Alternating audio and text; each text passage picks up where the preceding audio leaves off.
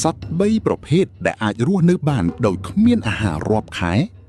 តើអ្នកជឿទេថាមានសត្វខ្លះអាចរស់នៅបានដោយគ្មានអាហាររាប់ខែឬអាចដល់រាប់ឆ្នាំប្រភេទសត្វទី3គឺពស់ផៃថនសត្វពស់ផៃថនអាចស៊ីអាហារម្ដងធំឬលាបទាំងមូលតែម្ដងហើយរស់នៅដោយគ្មានអាហារបានជាច្រើនខែដោយសារវារំលាយអាហាររបស់វាយឺតនិងរលាយបន្តិចម្ដង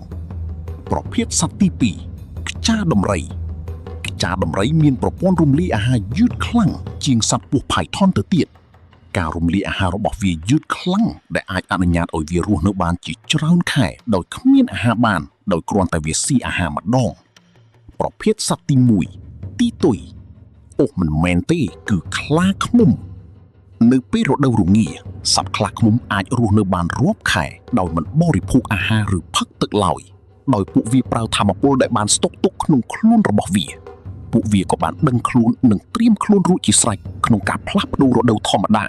ដូច្នេះហើយទើបវាអាចរស់នៅបានរាប់ខែទោះបីគ្មានអាហារ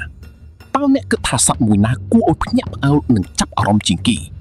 តើមានសត្វណាទៀតដែលលោកអ្នកយល់ថាវាអាចអត់អាហារហើយរស់បានយូរដូចសត្វទាំង3នេះ